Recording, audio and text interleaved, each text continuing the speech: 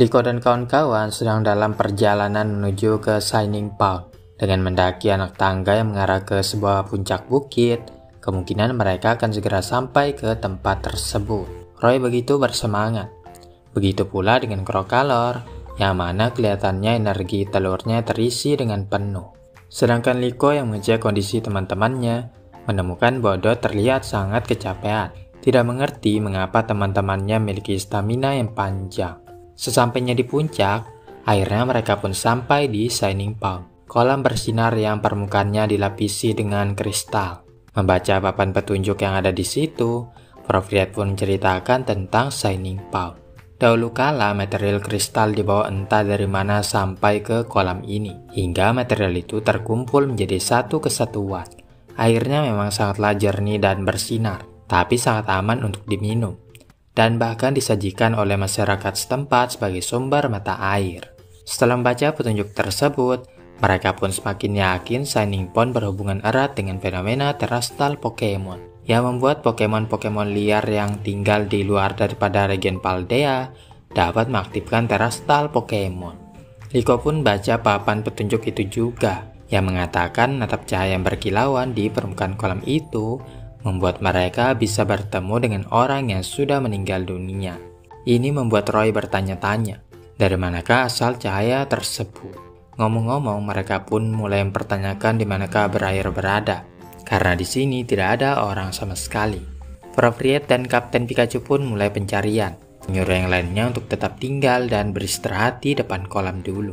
Daripada bosan, Liko dan teman-temannya pun pergi ke ujungnya untuk melihat kolam itu dari dekat. Setelah melihat betapa indahnya pemandangan kolam itu, mereka kini semakin percaya bahwa Shining Pond adalah tempat yang menyimpan banyak misteri. Ketika para Pokemon mulai bermain-main di kolam tersebut, terlihat sesuatu yang berenang datang mendekati mereka. Sesuatu itu akhirnya menampakkan dirinya, yang ternyata adalah Milotic. Milotic, Pokemon lemah lembut bertipe air. Pokemon ini tinggal di dasar danau yang jernih. Milotic biasanya hanya akan muncul pada saat peperangan terjadi untuk menyembuhkan hati orang-orang. Sisik indahnya yang disebut-sebut berwarna pelangi itu berubah warna sesuai dengan arah pandang yang melihatnya. Dikatakan siapapun yang melihat kecantikannya, seketika mereka pun langsung akan merasa senang dan bahagia. Beberapa saat kemudian, Milotic tiba-tiba mengaktifkan terastal Pokemon, mengubahnya menjadi terastal tipe hantu, dan langsung menyerang Liko dan kawan-kawan. Perlu diingat-ingat bahwa move tipe normal sama sekali tidak akan berpengaruh terhadap Pokemon tipe hantu. Jadi mereka bertiga harus lebih berhati-hati. Floragato dan kawan-kawan pun melancarkan serangan secara bersamaan, yang mana Milotic mampu menahan serangannya itu. Setelah menyelam ke dalam air dan muncul ke permukaan, Milotic pun melancarkan water gun lagi untuk menjatuhkan musuh-musuhnya. Pokemon itu sangat cepat sekali, sehingga Liko dan teman-temannya sama sekali tidak bisa mendaratkan serangan. Oleh karenanya, Liko pun menyuruh Floragato untuk mengikatnya begitu Milotic keluar ke permukaan. Dan di saat itu, Roy merintahkan Crocalor untuk menyemburkan api, sedangkan Dot dan Quaxwell akan berikan serangan tambahan juga. Akhirnya begitu Milotic muncul ke permukaan, Floragato mengainkan yoyonya untuk mengikatnya. Namun rencananya berjalan kurang mulus, dikarenakan Milotic masih bisa menghindari serangan Crocalor dengan menyelam kembali ke dalam air. Sehingga Floragato yang dibawa ikut bersamanya terpaksa harus melepaskan ikatannya. Masih belum menyerah, Roy merintahkan Crocalor flamethrower lagi. Akan tetapi serangan itu meleset lantaran Milotic dapat bergerak dengan kecepatan tinggi. Dot yang menyadari bahwa Milotic itu memiliki kebiasaan untuk selalu menyelam dan muncul kembali ke permukaan, maka dia pun menyarankan untuk mancingnya saja, dengan menggunakan teknik yang mereka pelajari saat berada di festival Kitakami Hamlet. Setelah merundingkan rencana itu, maka Floragato pun mengikat Quaxwell, menjadikannya sebagai umpan untuk menarik perhatian Milotic, supaya Pokemon itu segera keluar ke permukaan lagi. Dan saat itu terjadi, Floragato langsung menarik Quaxwell ke tepi, memberikan kesempatan pada Crocalor untuk melancarkan Disarming Voice. Namun tak disangka-sangka, Milotic berupaya melawannya dengan move yang sama, sehingga terjadilah adu serangan antar keduanya. Seketika Milotic pun kembali ke bentuk normalnya, dan nampaknya sudah jauh lebih tenang daripada sebelumnya. bernyanyi bersama seolah-olah Pokemon itu menggunakannya untuk berkomunikasi. Setelah cukup puas bernyanyi, Milotic pun kembali menyelam ke dalam air dan berlalu pergi meninggalkan Liko dan teman-temannya. Di saat mereka merayakan keberhasilannya, tiba-tiba saja Fropriet datang dengan bawa Briar yang sangat kagum dengan apa yang dilakukan oleh anak-anak tersebut. Liko dan kawan-kawan menjelaskan bahwa mereka baru saja diserang oleh Milotic.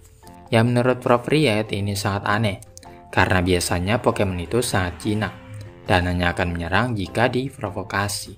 Namun Briar mengatakan bahwa komposisi Shining Pond telah mempengaruhi perilaku Pokemon-Pokemon yang berada di dekat tempat tersebut. Setelahnya Liko dan kawan-kawan memperkenalkan dirinya, yang datang menemui Briar dengan mengikuti arahan dari Rayford. Ketika ditanya apa alasannya datang menemui dirinya, Liko pun mengeluarkan Terapagos dari dalam tasnya, yang membuat Briar sangat kaget sekaligus senang bisa melihat Pokemon legendari tersebut secara langsung. Tapi saat dia hendak menulis catatan mengenai Terapagos, Pokemon legendari itu lepas dari tangan Liko, membuatnya harus berlarian ke sana kemari demi mengejar Terapagos. Fropriet pun tak menyangka bahwa Briar adalah guru yang eksentrik. Setelah Terapagos berlindung di belakang Floragato, akhirnya Briar pun minta maaf atas apa yang dilakukannya tadi. Yang sangat antusias setelah melihat Pokemon legendari itu dengan mata kepalanya sendiri. Namun rupanya dia sendiri juga sudah melihat Terapagos yang baru saja terbangun, yang bentuknya mirip dengan Terapagos ini. Briar mencoba mengumpulkan informasi dan data mengenai Pokemon legendari tersebut, dan suatu hari ingin menerbitkan buku yang berisikan mengenai Terapagos. Diketahui kristal yang terdapat di Shining Pond memiliki komposisi yang mirip dengan yang ada di Paldea. Menjelaskan inilah alasan mengapa Pokemon-Pokemon liar dapat mengakses bentuk terastal Pokemon. Penelitian mengenai terastal Pokemon juga ada sangkut pautnya dengan pelajari tentang Terapagos ini. Dikarenakan Liko dan kawan-kawan masih penasaran dengan ceritanya, maka Briar pun mengajaknya untuk mampir dulu ke tenda yang didirikan di dekat sini. Sesampainya di sana, Liko dan teman-temannya bantu Briar menyiapkan makan malam. Namun yang membuat mereka penasaran di manakah Pokemon partner Briar, yang dijawab bahwa dia tidak punya, karena terlalu sibuk meneliti berbagai jenis Pokemon, sehingga tidak pernah menemukan Pokemon yang cocok untuknya. Terkadang Dot juga merasakan hal tersebut, di mana dia ingin pelajari semua jenis Pokemon. Sampai akhirnya dia bertemu dengan Pokemon yang sangat memperhatikannya dan memutuskan untuk menjadikannya sebagai partner. Liko kemudian menceritakan bahwa Terapagos sebenarnya adalah pendan pemberian neneknya yang berhibernasi selama puluhan tahun dan akhirnya bangkit dalam bentuk Pokemonnya. Setelah ditunjukkan bahwa Terapagos itu sedang mencari tempat yang bernama Rakua dan mengumpulkan Pokemon Sixeros yang dulunya dipimpin oleh Ancient Adventure bernama Lucius, maka Liko pun berjanji akan mengantarkan Terapagos ke tempat yang disebut surga itu. Dan Briar juga tidak tahu apa-apa tentang Lucius, akan tetapi dia pernah mendengar tentang Heather, orang yang pertama kali mencatat nama Terapagos dalam sejarah, yang ternyata itu adalah leluhurnya sendiri. Oleh sebab itulah sekarang Briar melanjutkan petualangan untuk mengungkapkan misteri tentang Terapagos, untuk membuktikan bahwa apa yang dikatakan oleh leluhurnya memang benar adanya. Setelah itu Briar menunjukkan harta karun yang selalu dia bawa, Scarlet Book, buku yang ditulis oleh Heather, dan juga buku yang ditemukan oleh Liko dan teman-temannya di perpustakaan Naranja Academy. Meskipun begitu, ini merupakan cetakan original, sehingga mereka kini bisa membaca bagian yang tidak dipublikasikan. Di sini diceritakan bagaimana awalnya Heather bisa bertemu dengan Terapagos. Heather adalah seorang penulis novel yang merangkap sebagai seorang peneliti sejarah. Setelah menempuh perjalanan yang sangat jauh, mereka akhirnya tiba di sebuah gua yang dipenuhi dengan kristal yang berkilauan. Di sanalah Heather bertemu dengan Terapagos untuk yang pertama kalinya, dan bertemu dengan berbagai jenis Pokemon misterius lainnya. Setiap jalan yang dilewatinya dipenuhi dengan gelombang terastal, seakan-akan memang menuntunnya untuk masuk ke tempat tersebut. Namun buku catatannya hanya dihargai sebagai dongeng semata, membuat orang-orang tidak percaya dengan ceritanya itu. Itulah mengapa Briar bertekad untuk mencahkan misteri Terapagos untuk membuktikan kebenaran itu. Sama halnya dengan Liko, yang ingin mengungkapkan misteri tentang Lucius beserta Pokemon-Pokemonnya, dan melakukan perjalanan menuju ke Rakua. Setelah itu, Liko pun memberikan buku harian petualangan neneknya, yang berisikan catatan mengenai penyelidikan Lucius. Sedangkan Fravriat menduga kemungkinan Lucius juga membaca Scarlet Book. Itulah mengapa dia menggunakan istilah Terapagos dalam buku catatannya. Akhirnya setelah membaca catatan Lucius, mereka pun mengetahui bahwa Terapagos juga bisa berubah ke bentuk terastal Pokemon. Yang mana ini dipicu dengan kemunculan Shiny Rayquaza. Kalau begitu, Pokemon Sixeros dan Terapagos pasti berhubungan satu sama lain. Selain itu, Terapagos juga pernah berubah ke bentuk terastal. Begitu berada di dekat Traquarium, yang diduga memberikan efek khusus terhadap Pokemon. Sayangnya Briar sama sekali tidak mengetahui akan hal ini, membuatnya semakin bersemangat untuk mengungkapkan misteri apapun yang ada di dunia ini. Pada malam harinya, Briar menyarankan untuk kembali lagi ke Shining Pond, berharap mereka bisa bertemu lagi dengan Lucius, dengan mengandalkan kekuatan dari tempat tersebut.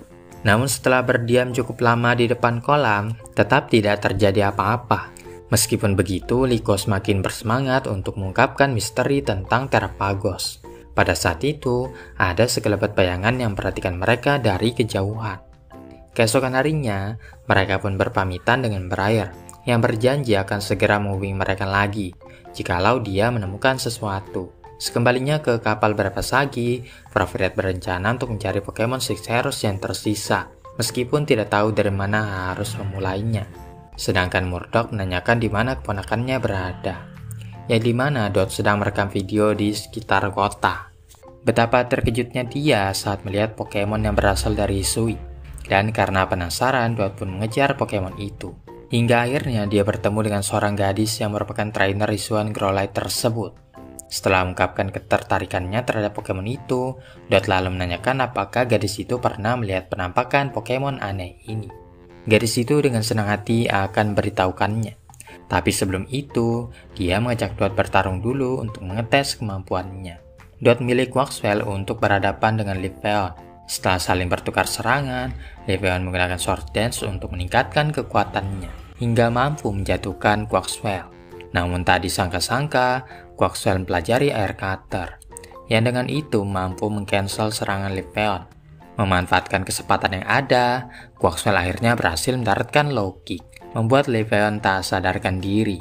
Setelahnya gadis itu pun menunjukkan foto penampakan Pokemon Sixeros, yang membuat Dot sangat terkejut. Sesaat kemudian, Dot pun mengajak gadis itu untuk bertemu dengan anggota Rising Voltaker, mengaku bahwa dirinya pernah melihat Cleapor.